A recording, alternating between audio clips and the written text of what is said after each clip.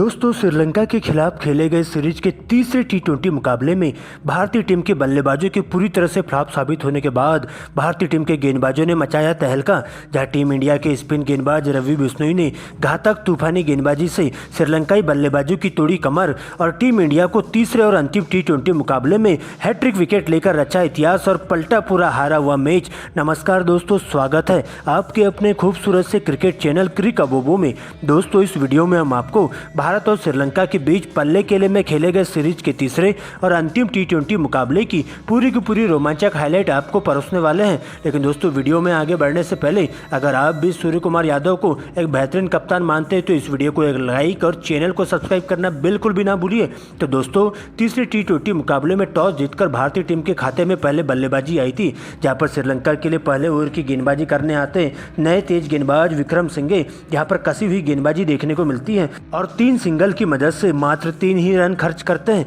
हालांकि दोस्तों, दूसरे ओवर में स्पिन गेंदबाज तीक्ष्ण गेंदबाजी करने मौजूद हो जाते हैं, जहां पर जायसवाल के द्वारा तीसरी गेंद पर स्विप शॉट खेलते हुए चौका जड़ दिया जाता है। जबकि इसी ओवर की 5वीं गेंद पर एक और करारा प्रहार करते हुए वन बाउंस चौका जड़ते हुए पूरी तरीके से तीक्ष्ण को टारगेट किया जाता है और तेज गति से रन बनाते हुए पूरी तरीके से स्पिन गेंदबाज तीक्ष्ण पर हावी होना शुरू हो जाते हैं। लेकिन दोस्तों, इसी बीच तीक्ष्ण के द्वारा शानदार कमबैक किया जाता है और इसी ओवर की अंतिम गेंद पर भारतीय टीम के ओपनर बल्लेबाज यशस्वी जायसवाल के रूप में भारतीय टीम को पहला बड़ा झटका लगता है, जहां पर यशस्वी जायसवाल एलबीडब्ल्यू आउट हो जाते हैं और 11 के स्कोर पर भारतीय टीम को पहला झटका देखने को मिलता है, जहां यशस्वी जायसवाल 10 रनों की पारी खेलते हुए पवेलियन की ओर लौट जाते हैं। हालांकि दोस्तों, इसके बाद नए बल्लेबाज के तौर पर यशस्वी जायसवाल के आउट होते ही अब संजू सैमसन की एंट्री होती है। लेकिन दोस्तों, इसके बाद तीसरे ही ओवर में एक बार फिर से श्रीलंका के तेज गेंदबाज विक्रम सिंघे के द्वारा काफ़ी तूफानी गेंदबाजी देखने को मिलती है, जहां पर नए बल्लेबाज के तौर पर आए संजू सैमसन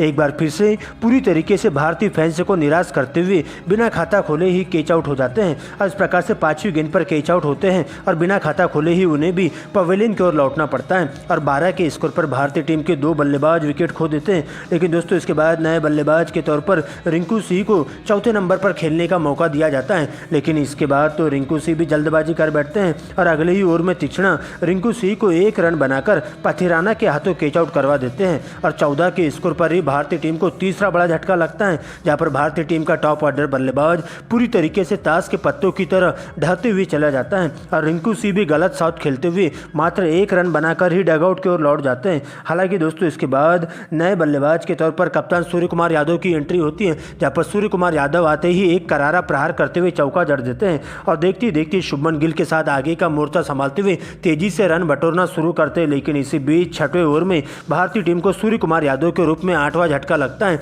और भारतीय टीम पूरी तरीके से ताश के पत्तों की तरह ढहती हुई चली जाती है और पावर प्ले के दौरान टीम इंडिया 6 ओवर की समाप्ति के बाद 30 ही रन बना पाती है और अपने 4 बहुमूल्य विकेट गंवा देती है। लेकिन दोस्तों, इसके बाद शुभमन गिल का साथ देने के लिए नए बल्लेबाज के तौर पर शिवम दुबे आते हैं।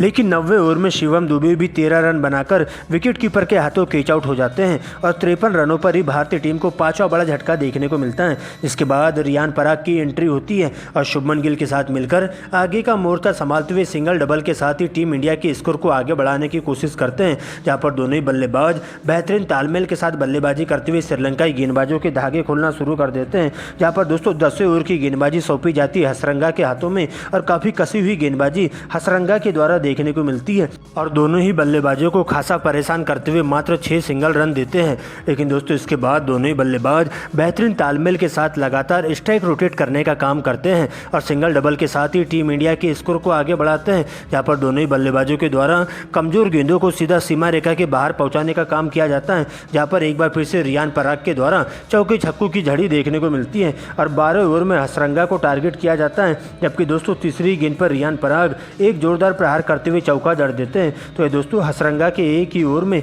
एलबीडब्ल्यू की जोरदार अपील देखने को मिलती है, जहां पर सामना होता है शुभमन गिल से। लेकिन दोस्तों, शुभमन गिल बाल बच जाते हैं और मात्र केवल 5 ही रन खर्च कर जाते हैं। दोस्तों, इसके बाद 13वें ओवर में कमिंडी को टारगेट किया जाता है, दूसरी गेंद पर गिल के द्वारा एक चौका जड़ दिया जाता है। तो ये दोस्तों, एक बार फिर से हसरंगा को अगले ओवर में रियान पराग 2 लगातार छक्के जड़ते हुए हसरंगा की पूरी तरीके से हवा टाइट करके रख देते हैं और इसके बाद तो देखते ही देखते दोनों बल्लेबाजों के बीच में एक अर्धशतक की साझेदारी पूरी हो जाती है और 38 गेंदों में ही दोनों ही बल्लेबाजों के बीच में 50 रनों की जबरदस्त साझेदारी पूरी हो जाती है, जहां पर भारतीय टीम 15वें ओवर में अपने 100 रन भी पूरे कर लेती है और देखते देखते 15 ओवर की समाप्ति के बाद भारतीय टीम का स्कोर 102 रनों तक पहुंच जाता है। लेकिन दोस्तों 16 ओवर में शुभमन गिल भी जल्दबाजी कर बैठते हैं और हसरंगा की स्पिन गेंद पर स्टंपिंग आउट हो जाते हैं, जहां पर शुभमन गिल के द्वारा 39 रनों की धुआंधार पारी देखने को मिलती है। हालांकि इसके बाद वाशिंगटन सुंदर के रूप में भारतीय टीम के नए बल्लेबाज की एंट्री होती है, जहां पर आते ही वाशिंगटन सुंदर इसी ओवर की अंतिम गेंद पर एक वन बाउंस चौका जड़ देते हैं। लेकिन दोस्तों रियान पराग भी बड़ा शॉट खेलने के चक्कर में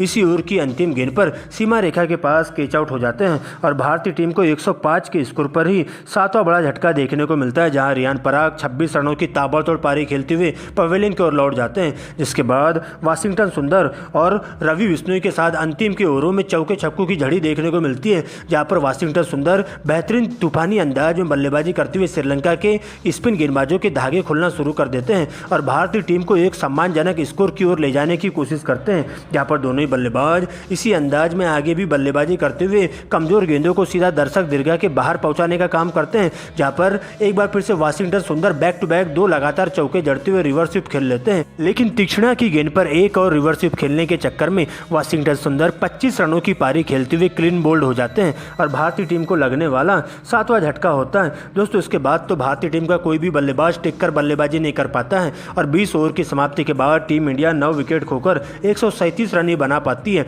दोस्तों इसके बाद 138 रनों के लक्ष्य का पीछा करने के लिए श्रीलंका के 2 युवा ओपनर बल्लेबाज पाथुम निशंका और कुशल मेंडिस की एंट्री होती है, जबकि पहले ओवर में भारतीय टीम के तेज गेंदबाज खलील अहमद के हाथों गेंदबाजी थमा दी जाती है, जहां पर खलील अहमद काफी कसी हुई गेंदबाजी करते हुए मात्र 2 ही रन खर्च करते हैं। जबकि दोस्तों दूसरे ओवर में मोहम्मद सिराज के द्वारा आग उगलती हुई गेंदबाजी देखने को मिलती है, जहां पर मोहम्मद सिराज इनस्विंग आउटस्विंग गेंदबाजी करते हुए बल्लेबाजों को बिल्कुल भी बड़ा शॉट खेलने नहीं देते हैं और मात्र 2 ही रन खर्च करते हैं। हालांकि दोस्तों इसके बाद दोनों ही बल्लेबाज काफ़ी सदी हुई बल्लेबाजी करते हुए अपनी टीम के लिए सिंगल डबल के साथ ही स्कोर को आगे बढ़ाने का काम करते हैं, जहाँ पर दोनों ही बल्लेबाजों के बीच में एक बेहतरीन तालमेल के साथ सूझबूझ भरी बल्लेबाजी का नज़ारा पेश किया जाता है और पावर प्ले के दौरान टीम के स्कोर को बिना विकेट गंवाए स्कोर बोर्ड पर 55 रनों तक पहुँचा दिया जाता है। लेकिन 7वें ओवर में भारतीय टीम के तेज गेंदबाज मोहम्मद सिराज कुछ अलग ही अंदाज में दिखाई देते हैं और आते ही अपनी कसी हुई तेज तर्रार गेंदबाजी से श्रीलंका की टीम को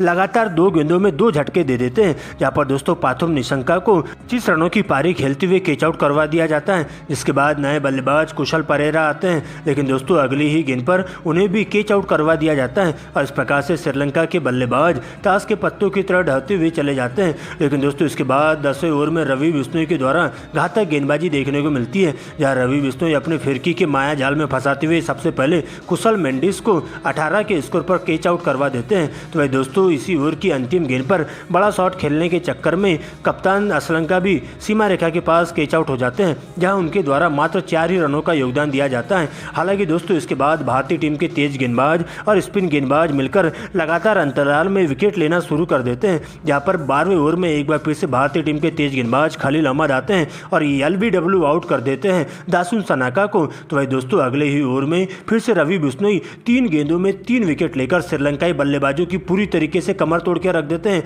जहां पर श्रीलंका का कोई भी बल्लेबाज टिककर बल्लेबाजी नहीं कर पाता है और एक के बाद एक लगातार अंतराल में विकेट गंवाते हुए पूरी तरीके से भारतीय टीम के गेंदबाजों के सामने सरेंडर करते हुए दिखाई देता है। जबकि दोस्तों 16 ओवर में अक्षर पटेल भी बहती गंगा में हाथ धोते हुए श्रीलंकाई बल्लेबाजों पर हावी होना शुरू हो जाते हैं, जहां पर अक्षर पटेल ओवर की 5वीं गेंद पर भारतीय टीम के लिए खतरा साबित हो रहे हैं। बल्लेबाज मेंडिस को अपना शिकार बनाते हैं और इस प्रकार से दोस्तों श्रीलंका की टीम को लगने वाला 7वां झटका होता है। लेकिन दोस्तों इसके बाद अंतिम विकेट के तौर पर श्रीलंका के बल्लेबाज कुछ अच्छे शॉट्स लगाते हुए भारतीय टीम के लिए मुसीबत बनती हुई दिखाई देते हैं। लेकिन दोस्तों 18वें ओवर में फिर से भारतीय टीम के स्पिन गेंदबाज रवि बिश्नोई के द्वारा तूफानी अंदाज में गेंदबाजी देखने को मिलती है, जहां पर रवि बिश्नोई अंतिम की 2 गेंदों में 2 विकेट लेकर श्रीलंकाई बल्लेबाजों गेंदबाजों पर पूरी तरीके से हावी होकर श्रीलंकाई बल्लेबाजों की कमर तोड़ के रख देते हैं और इस प्रकार से श्रीलंका के पूरे बल्लेबाज भारतीय टीम के गेंदबाजों के सामने घुटने टेकते हुए दिखाई देते हैं, जहां पर रवि बिश्नोई के द्वारा की गई घातक गेंदबाजी की बदौलत